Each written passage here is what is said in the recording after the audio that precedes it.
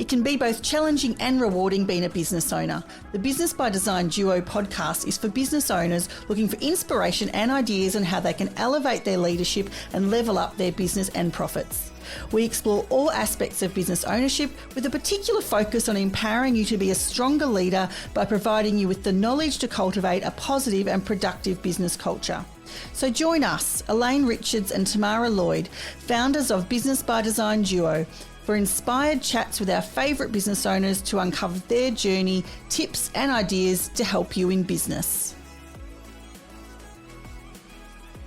Hello and welcome back to the Business by Design Duo podcast. It's fantastic to be back in the chair, so to speak. Tamara, you're looking fabulous. How are you? I'm excellent. Happy New Year. This is our first podcast of 2024. Oh, fantastic. And gee, what a nice refreshing break we've both had. And tell me, how was your break? I had a lovely break, thank you. Spent a bit of time with family and friends and just doing a few things around the house. Nothing out there crazy, but yeah, definitely relaxing and I'm feeling energised and ready to come back. What about you? Well, I have to say happy birthday too, because I know you're feeling a little bit older than you were last time I saw you. I hope you had a lovely birthday.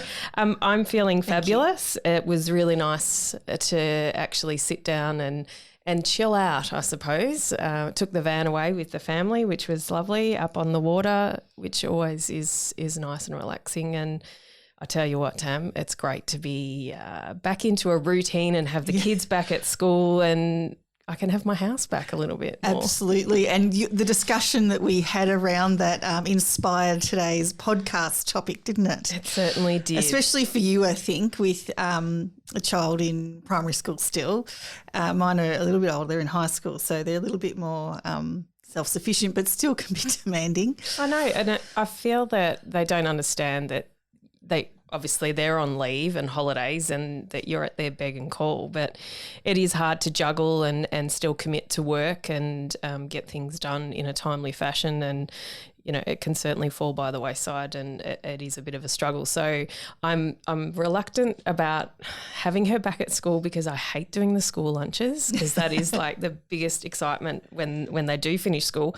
But now I am certainly ready to kickstart and get a solid focus back, because I do find it hard when everyone's at home and you're trying to focus and work. Yeah. So I think particularly for those of us that work from home, if you're going into the office, it's probably less of a struggle absolutely. In some ways around getting back into that routine, but nonetheless still a challenge when you do have kids, no matter I guess what age, if they're living at home. Well, it's easy to get distracted and, I'll do it later, or you feel like you have FOMO. But if you're out of the home environment and in an office, it's so much easier, but less absolutely. Discipline required. Yes, but today I guess we're going to focus on realigning yourself after having a break.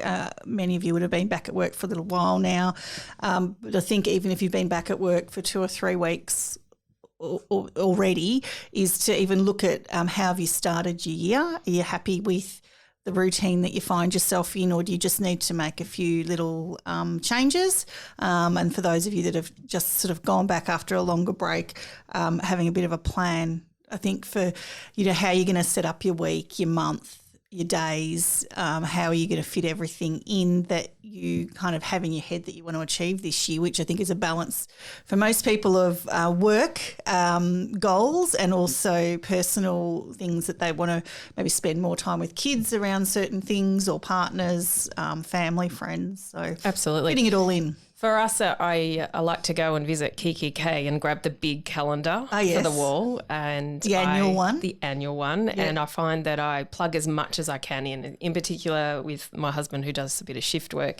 So sorting through all that's sort of the start for me of the reprogramming and getting back into the rhythm. And then obviously every year I usually get a nice diary, and then again setting yourself and planning what it is I need to where I need to be present, but important that I don't miss things and that I'm certainly connected with my husband on childcare, what I need, when I can be available or when I'm not available, when I need his assistance and support. So that's where it all starts for me a little bit. Yeah. But it's only really in the last week that I've had the opportunity since school's back to sit down and actually think, right, what are my goals for the year?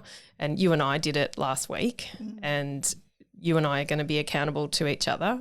But if you don't have that, it's Yeah, absolutely. And I think, for us, we've obviously started a new business afresh. So we've, the business has been only really going for 9 or 10 months. So we're still a little bit finding our feet around, our clear routine, because we've, a few things have changed over that time, and what we're doing has now changed what we're doing, say, 6 months ago within the business. So I think we're evolving, but also, we've created a lot of behind the scenes stuff, and now we're sort of out there a bit more with clients. So how we go about things needs to be different. So yes, so coming back, we're encouraging you all to, I guess, reflect on the last few weeks, and that's, I guess, what we've been doing. And we sat down, said last week, and said, okay, what are our non-negotiables each week?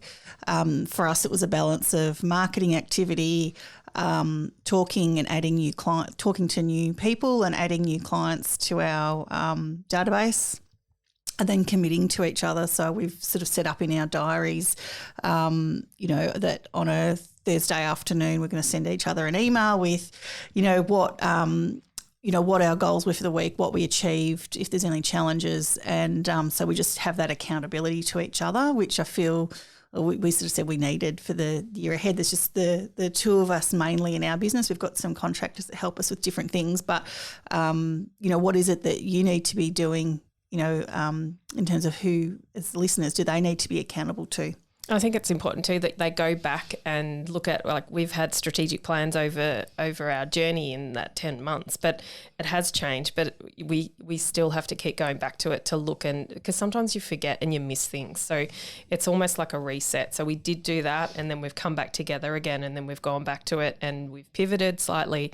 But I think you and I are now realigned and know exactly what the end goal is, and we've worked our way back and know exactly what we need to do. But I think the key thing for us is that accountability. And so we've taken it up a bit of a notch with the emails, but I think I will feel guilty if I haven't done it, and vice versa. So it is really important to have someone in your team or outside of your team that you are going to be accountable to hit your goals for the year ahead. And I think and that's the key, isn't it? A lot of us set goals last year or early this year for our businesses, and you need to look at your diary and make sure that, if you're going to hit those goals in 3 months, 6 months, 12 months, 3 years, that the activities and the time that you have scheduled in your diary is working towards that goal. If you want to grow your business by, 30% over the next, 2 years, what are those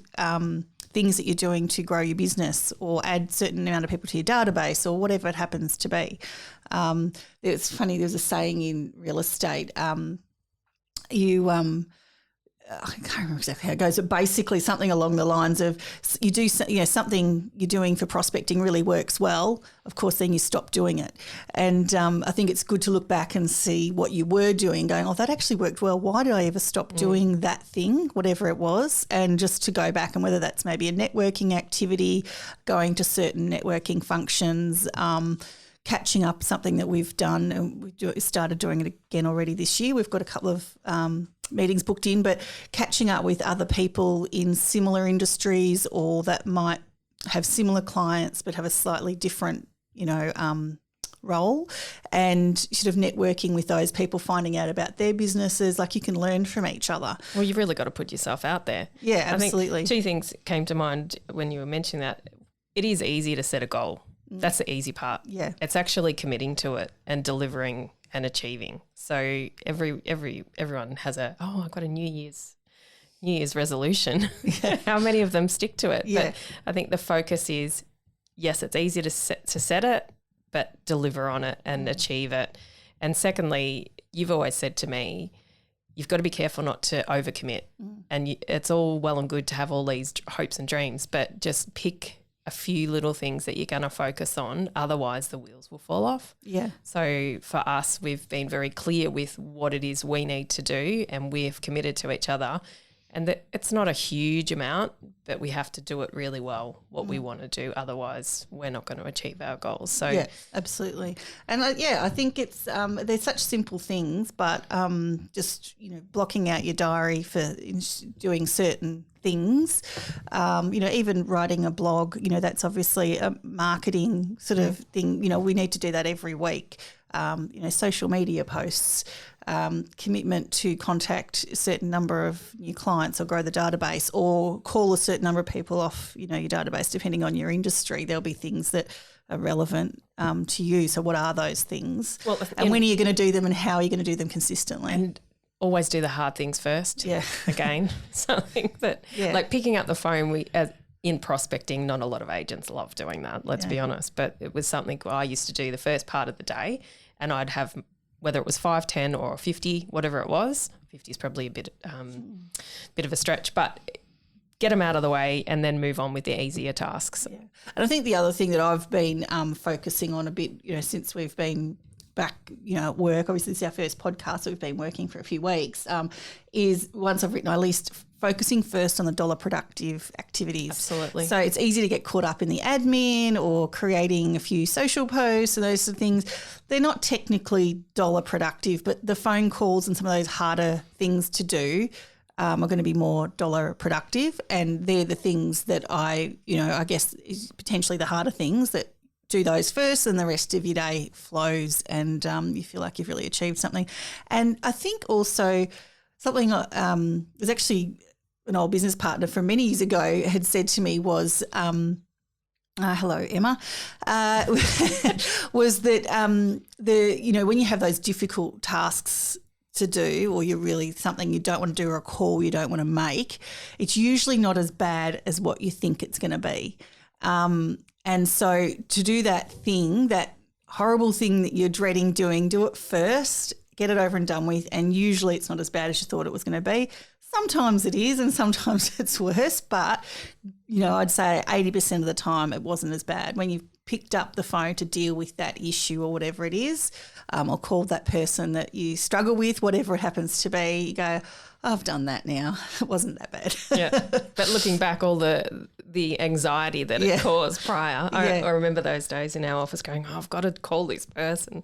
And I'd be saying, just do it, Tam, just rip the Band-Aid off. But I think it's good too to have your list and tick it off, because then by the end of the day, we would encourage our team to have your to-do list and, whether you do it the night before or the day of the morning, and then you have a clear understanding. And then by the end of the your list, and if you've ticked it off, it's quite rewarding to see that you've actually achieved something in your day. So, and making sure those things include dollar productive activity, depending on your your business and your industry. But whether that's recruitment or sales focused, or obviously there's issues to fix and things like that. But so here's a question for you, Tamara. What have you implemented in your personal life as a non-negotiable and in business this year?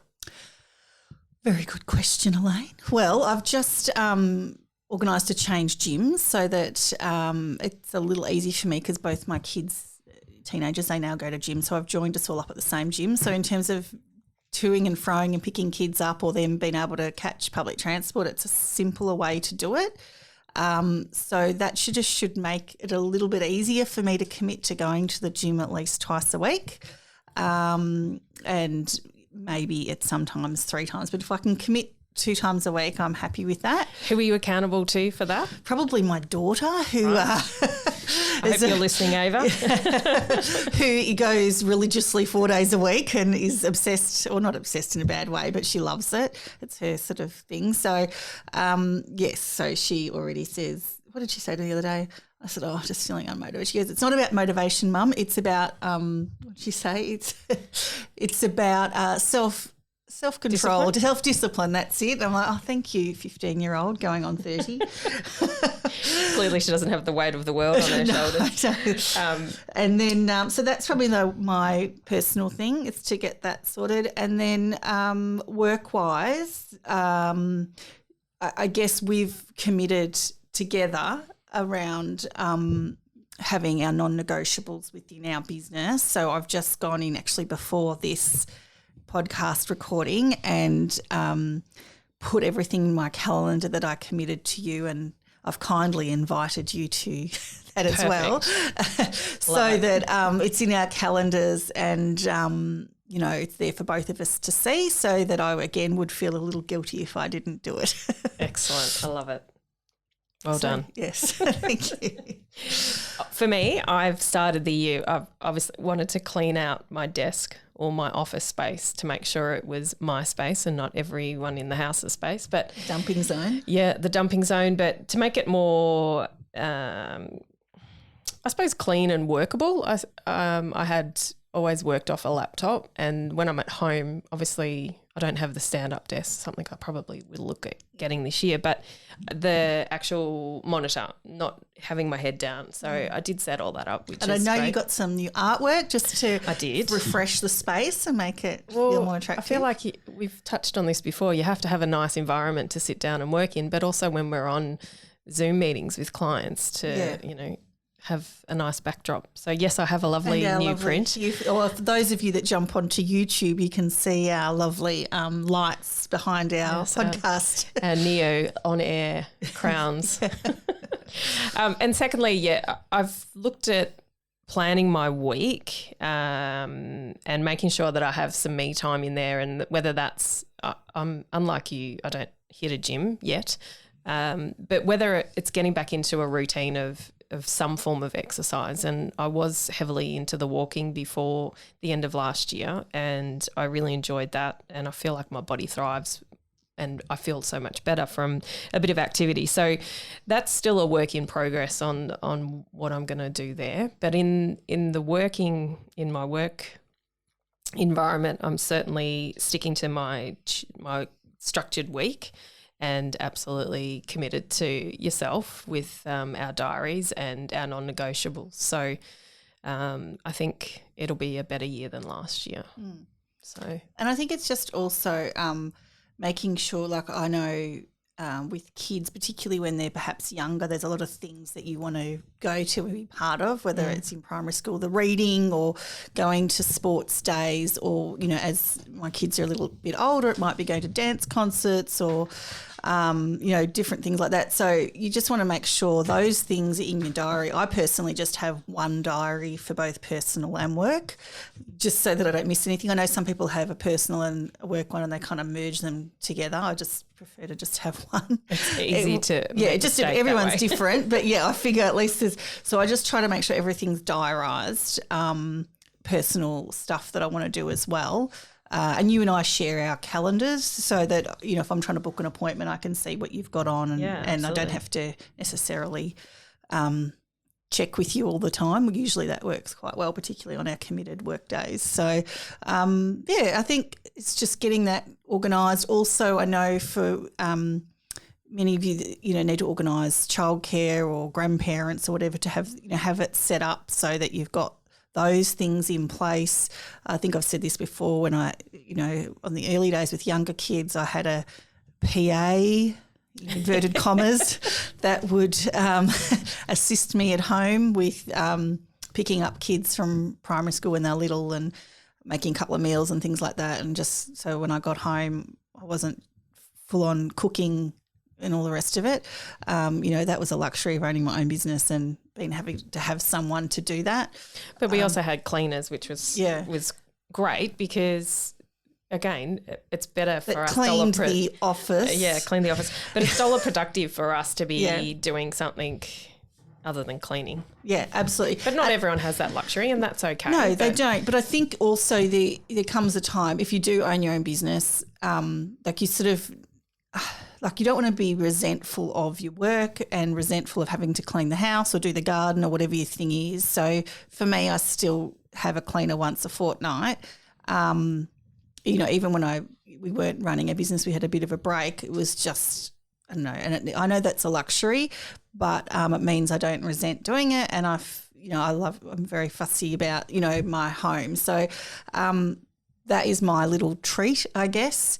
But then I enjoy my garden. So I do my garden, my pool, I'll do all those things myself. So I think it's just finding something that for you helps you with your week or your month or whatever, and that you, for the hours and the time that you work, you do treat yourself a little bit or make your life a bit easier by getting some help where needed. And planning ahead your holidays and leave, I think, is important too. Yeah, so 100%. It's always really great to have something to look forward to. So that's something that I sat down and we've got in the pipeline now. You've booked a trip. I'm booking a trip. Where are you going? Well, I'm hopeful to go actually and take Piper to the theme parks, but we're looking at doing a little road trip in the van up to Queensland because I can at this point in my life. The children, or Piper's young enough, but it takes a bit of planning. But it's also great to have that to look forward to. 100%. And every year I go and visit my sisters for Easter. I look forward to that because the kids can all hang out together. So something I've learnt from yourself, you used to bang on to me about book your holiday. And you do need something to keep you motivated and know there's an end shortly, the end for a break is not too far away. So I encourage everyone to do that for the year if possible. Yeah, absolutely. I think, have some breaks, whatever that is, but it is good to get away from your house because I find, while I'm at home, you do tend to find things to do around the house. And that's fine sometimes, but other times you just need a break just to not be doing that stuff and just to have a real break. Other times I like to be at home and do a few projects. So, everyone does their own thing, but try and go away. It doesn't have to be expensive. Go to a caravan park or go camping, just have a break and book it. And, if you organise it early, you're more likely to do it. And you can also plan around that when you've got work commitments and things. You say, I'm away that week, but you can do it either side. So. And I think the last thing I'd like to mention is to, obviously we've started some new processes in our business. I think it's a really good idea and important to, after maybe 3 months, to sit down and go back to that and say, right, how are we tracking? Are we hitting our goals? Are we on track? What do we need to tweak and what needs to change, if anything? I think that's something that I encourage all business owners to do. 100%. And also because your business changes over time, ours is this particular business of ours is a bit newer, so things are probably going to change quicker. If you've got an established business, like we had previously, things can change less quickly because you've worked through all your processes, you've grown to a certain point and it just is refining them unless you're bringing in something brand new. So, you've just got to understand where your business is at. And definitely reflect, fix any issues, ideally straight away, but otherwise reflect and go, could we do a better job of this, or is this still now our main focus? Well, I hope that's given our listeners something to assist them in the realignment of 2024 and getting back into the rhythm of your work-life balance and really hit your goals for 2024. Absolutely. Get a pen and paper out, some time by yourself and start thinking. Yeah, fabulous. Well, great to see you. I look forward to seeing you again maybe next week. Yes. Actually, our podcasts are fortnightly now. So But I might, we're going to record another one, I think, aren't we? Yes. Yeah. So, but lovely to be behind the mic again with you and looking forward to an awesome 2024. Bring it on. Thanks, Tam. Have a great day. Ciao. Thank you for tuning in and congratulations on getting to the end. If you loved this episode, why don't you hit the subscribe button, share this podcast with a friend and leave a review. Reviews and referrals are the best way to help a small business.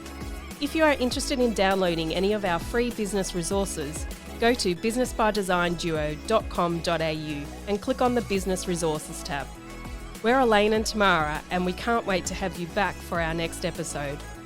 You can connect with us on socials, Business by Design Duo, or go to our website, businessbydesignduo.com.au. Have an amazing day.